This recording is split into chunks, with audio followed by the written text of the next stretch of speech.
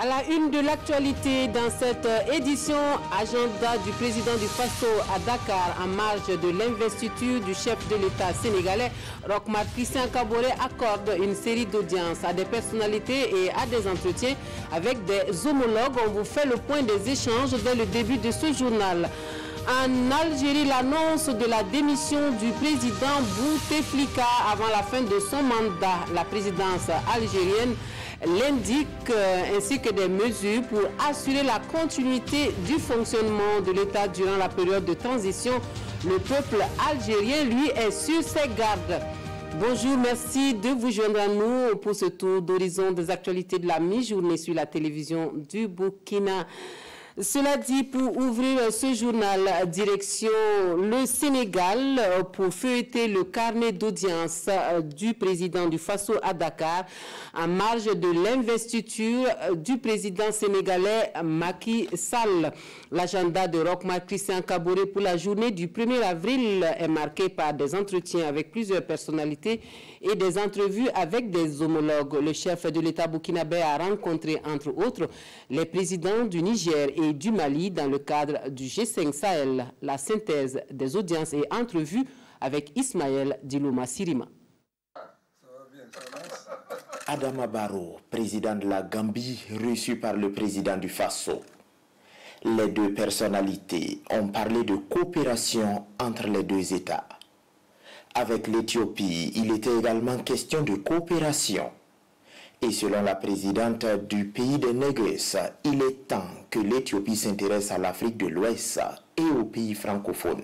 Au moment où l'Afrique avance à grands pas vers une meilleure intégration, je crois que la distance entre les pays peut être surmontée s'il y a une bonne volonté politique. Nous l'avons. C'est ce que j'ai vu aussi du côté du président. Donc je crois que nous avons une bonne opportunité pour renforcer nos relations dans différents domaines. Après les audiences, le président du Faso s'est rendu chez le président du Congo pour échanger des civilités. Par la suite, il rencontre le président du Niger pour des échanges qui ont duré une quinzaine de minutes. Même exercice chez Ibrahim Boubacar Keïta, le président de la République du Mali. Avec précisément les chefs d'État des pays membres du G5 Sahel, il s'agit de préparer un sommet spécial prévu début mai à Ouagadougou. Donc ce sommet est en préparation et les discussions sommaires donc avec les chefs d'État pour donc le contenu donc de ce sommet spécial. Ce sommet spécial devrait connaître la participation de la chancelière allemande Angela Merkel. Retour au Burkina Faso et parlons tout de suite politique avec la coalition pour la démocratie et la réconciliation nationale qui est en phase avec le Premier ministre sur la question de la réconciliation nationale.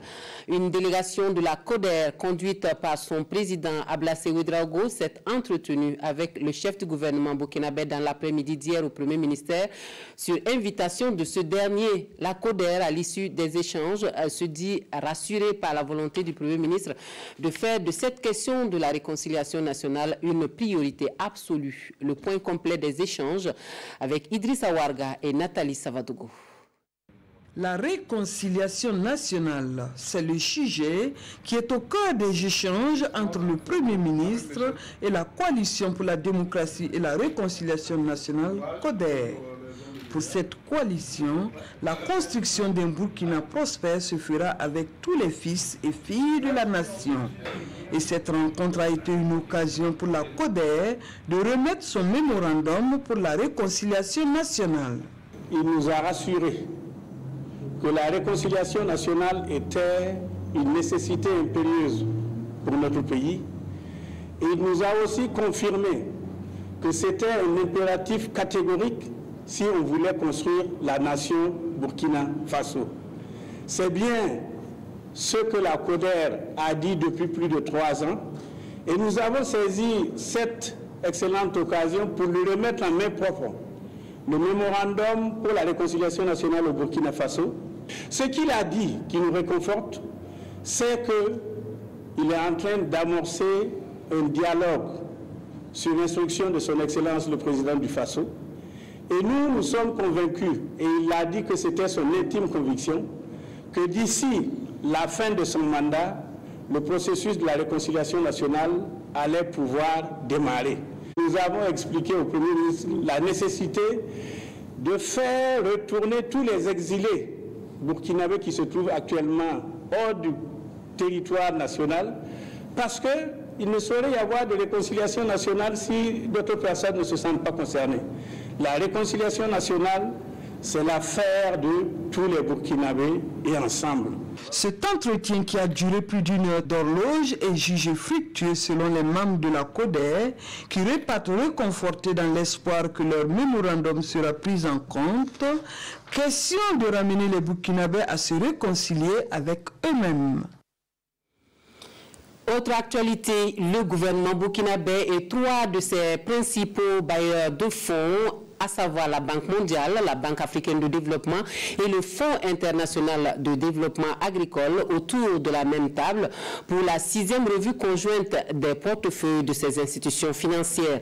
On note une nette amélioration de ces portefeuilles qui passent de 1323 milliards de francs CFA en 2017 à 1783 000 milliards de francs CFA en 2019. La revue permet d'évaluer les performances des projets et programmes réalisés sur le financement de ces 3 bailleurs de fonds dans le cadre du PNDS.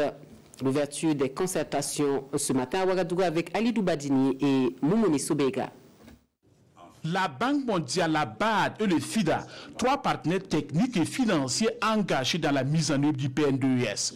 À un an de l'échéance de ce référentiel de développement, ces institutions financières passent en revue avec le gouvernement burkinabé les portefeuilles de 45 projets et programmes définis.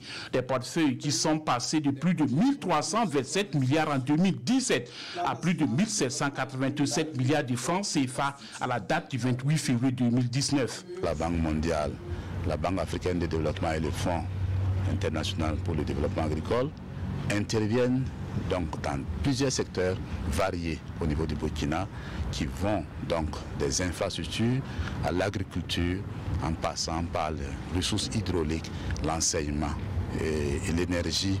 La Banque mondiale, le FIDA et la BAD saluent la bonne exécution de certains projets et programmes. Cependant, ces institutions financières attendent beaucoup plus du gouvernement sur certaines questions. Le contexte est déterminé par quelques éléments nouveaux, le contexte sécuritaire. La deuxième contrainte, c'est le fait que nous sommes dans quand même la dernière ligne droite du PNDS. Donc il va falloir regarder les choses en face et changer peut-être d'approche lorsqu'il le faut. C'est un cadre de dialogue permanent entre le gouvernement et ces 3 institutions financières. Au cours de cette revue, les partis entendent faire le point du chemin parcouru, relever les contraintes et faire des propositions de solutions afin d'aider le gouvernement burkinabé à réaliser ses objectifs de développement. La FAO, elle, accompagne le ministère en charge de l'environnement dans la mise en œuvre du projet d'appui à la mise en place d'éco-villages pilotes au Burkina Faso. Les éco-villages sont conçus comme une approche de développement rural durable et harmonisé qui allie écologie et économie. C'est un concept pour assurer dans ces villages l'autosuffisance alimentaire et énergétique durable dans un contexte de changement climatique. Le lancement du projet ce matin avec Yacouba Gamene et Abdoul Rasmane Zongo. L'éco-village se veut un modèle de développement qui allie harmonieusement écologie et économie. Ce projet permet de fixer les populations rurales sur place en leur apportant une autonomie énergétique et alimentaire tout en renforçant leur capacité de résilience vis-à-vis du changement climatique. Cela voudrait dire que dans un éco-village, aujourd'hui, l'électrification rurale doit permettre aux populations de pouvoir vivre décemment. La sécurité alimentaire, la préservation de l'environnement, voilà des concepts qui, réunis dans un village, doivent être un modèle. Si vous arrivez dans ce village, vous devez savoir que vous êtes dans un village éco, puisque les gens vivent en respectant les normes de protection, mais tout en accroissant bien sûr les revenus pour leur permettre de vivre au mieux et de ne pas venir en ville. Le projet appuie à la mise en place d'éco-villages pilotes au Burkina Faso a une durée de 24 mois et est financé sur fonds propres par la FAO Organisation des Nations Unies pour l'alimentation et l'agriculture, et à hauteur de 180 millions de francs CFA. Quoi de mieux que de faire du développement dans des villages, mais aussi en pensant à l'avenir de nos enfants, dans un cadre où l'environnement est protégé, dans un cadre aussi où l'alimentation est de meilleure qualité. Ce projet est également né de l'approche présidentielle qui se fixe un objectif de création de 2000 éco-villages d'ici 2020 afin de booster le développement rural. À Bobo-Dioulasso, le congrès du syndicat national des travailleurs des fibres textiles, c'était ce samedi 30 mars. Point principal à l'ordre du jour, l'organisation et le fonctionnement du Synafitex. L'occasion est saisie par le syndicat pour des recommandations aux responsables de la Sofitex pour une amélioration des conditions de vie et de travail à la nationale des fibres textiles. Des précisions avec Mané Kahien et Ismaël Saturne Paris. Les membres du Synafitex, le syndicat national des travailleurs des fibres textiles, sont réunis pour la première fois en 2019 à leur congrès. C'est une occasion pour les responsables de ce syndicat d'avoir des échanges avec les membres sur l'organisation et le fonctionnement de leur structure. Mais aussi, il s'agit de faire l'état des lieux des conditions de vie des travailleurs. C'est l'occasion à ce congrès pour les responsables du Synafitex de rassurer les membres, de tout mettre en œuvre pour la défense de leurs intérêts moraux et matériels. Au rôle du syndicat dans un contexte de crise dans l'entreprise. Le choix de notre thème est une approche anticipative qui va se révéler dans l'avenir comme la stratégie la plus juste pour donner des données franches aux travailleurs dans leurs revendications et leurs luttes légitimes. Ce congrès connaît la participation des premiers responsables de la Sofitex, des responsables venus accompagner cette activité syndicale. De son côté, le Synafitex espère que ses préoccupations et recommandations seront prises en compte au bonheur du secteur du coton au Burkina Faso. Nous restons à Bobo-Dioulasso où la foire internationale de Bobo-Dioulasso déroule son programme depuis samedi dans la capitale économique burkinabé. La FIBO, c'est une semaine d'exposition-vente des produits agro-silvopastoraux Made in Burkina. La foire fait la part belle cette année à l'industrie agroalimentaire. L'ouverture des portes de la 7e FIBO avec Hassan Gourabou et Kadou Romenki. C'est dans une ambiance bon enfant que la 7e édition de la Foire internationale de Bobo FIBO ouvre ses portes dans la capitale économique burkinabé. Une foire qui, comme toujours, fait la part belle à l'agroalimentaire. On voudrait arriver à spécialiser cette foire pour que si vous veniez, vous ne trouviez que de l'agroalimentaire. Mais maintenant, vous voyez qu'il y a de l'artisanat aussi. Mais nous travaillons de concert avec l'artisanat. Parce que l'artisanat, par exemple, peut produire des technologies qui permettent de promouvoir les produits agroalimentaires. Le gouvernement donc participera à partir d'un certain nombre d'experts et vont contribuer. Et puis ce qui sera donc arrêté sera une sorte de boussole pour le gouvernement pour le mieux améliorer effectivement donc le secteur. Synergie d'action pour l'émergence d'une industrie agroalimentaire prospère et dynamique, c'est le thème de cette édition. Un appel entendu d'une même oreille par le conseil municipal de Bobo-Dioulasso. Les initiateurs, ils ont une bonne vision, des objectifs clairement définis. Donc il va de soi que le conseil municipal, pour qui on peut dire que cette foire est organisée, devrait s'engager. Et c'est ce que nous avons fait avec 20 millions. Nous pensons que c'est un début, mais dans les perspectives à ce que la commune s'implique pleinement dans l'organisation de cette foire pour les années à venir. Pendant une semaine, les artisans venus de différents horizons de la sous-région pourront faire valoir leur talent. Une diversité de savoir-faire dont la valorisation va contribuer au rayonnement de l'industrie agroalimentaire et partant du développement économique endogène. Actualité étrangère en Algérie, Abdelaziz Bouteflika décide de se retirer de la présidence poussé par une contestation sans précédent dans le pays. La démission du président algérien doit intervenir avant le 28 avril, date officielle de la fin de son mandat. L'article 102 de la Constitution devra alors s'enclencher et c'est au président du Conseil constitutionnel d'assumer la présidence par intérim sur une période de 90 jours, période au cours de laquelle une élection présidentielle doit être organisée, mais l'on n'en est pas encore là. Et le peuple algérien qui réclame depuis des semaines la fin d'un système clanique et corrompu doit encore se méfier de tout. Tout d'abord, et selon un communiqué... C'est par un communiqué transmis aux médias d'État que la présidence algérienne a annoncé la démission prochaine d'Abdelaziz Bouteflika. Une démission censée intervenir au plus tard le 28 avril, date de l'expiration de son mandat. Le communiqué ajoute que d'ici là, le chef de l'État prendra, je cite, des mesures pour assurer la continuité du fonctionnement des institutions de l'État durant la période de transition. À ce stade, on n'en sait pas davantage, ni sur la date de départ, ni sur les mesures prévoyant cette transition. En tout cas, les premières réactions sont assez éloquentes. Pour preuve, ce dessin du caricaturiste Dilemme, la foule exige une démission du président tout de suite. De son côté, le site Tout sur l'Algérie exprime tout haut ce que beaucoup d'Algériens pensent tout bas. Cette démission ne suffit pas pour résoudre la crise. Ce que réclament les Algériens, par centaines de milliers, chaque vendredi depuis 1 mois et demi, c'est la fin de tout le régime au pouvoir depuis 20 ans. Un régime accusé de corruption et de népotisme. Un régime qui vacille de plus en plus. En témoigne cette décision prise ce lundi par le parquet d'ouvrir des enquêtes pour corruption et transfert illicite de capitaux. À cela s'ajoutent des interdictions de sortie du territoire pour les suspects, comme s'il s'agissait d'éviter que certaines personnalités du régime ne cherchent à fuir à l'étranger. Et justement, l'annonce de la démission du président Bouteflika est largement commentée par les journaux du jour au Burkina Faso qui rendent également compte de la visite du Premier ministre au CEFOP. La revue de presse est signée Aimé Solange Guigma.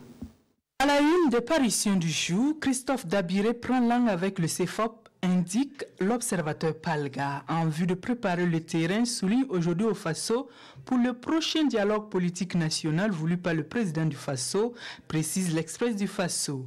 Une première qui restera dans les annales de l'histoire politique burkinabé, selon le CEFOP, relève le quotidien, qui d'ailleurs est disposé à aller à la table du dialogue politique, note Sidoya, pour échanger sur des questions qui pourraient conduire le Burkina vers des lendemains meilleurs, rapporte le pays.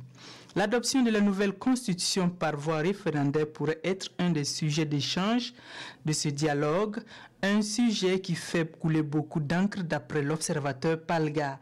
Mais en attendant, le juriste Amadou Traoré préconise dans ce journal que si le temps et les moyens financiers font défaut au regard du contexte actuel, il est tout possible de porter des aménagements à la constitution qui existe. Au même moment, un cabinet d'experts exige la constitutionnalisation foncière du territoire national, car d'après lui, le Burkina Faso, classé depuis le 20 septembre 1960, demeure toujours parmi les territoires placés sous le régime international de tutelle de l'ONU par le truchement d'un complot diplomatique.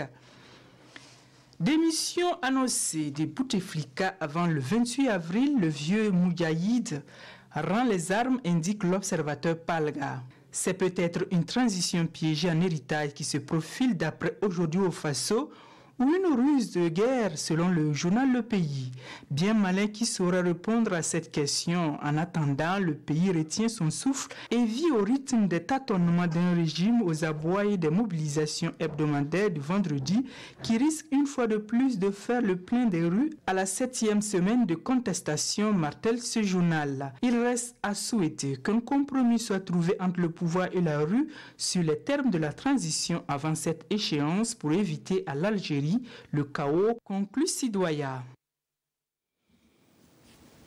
Voilà pour les actualités de la mi-journée. Merci de nous avoir suivis. Très bon après-midi en compagnie des programmes de la télévision du Burkina.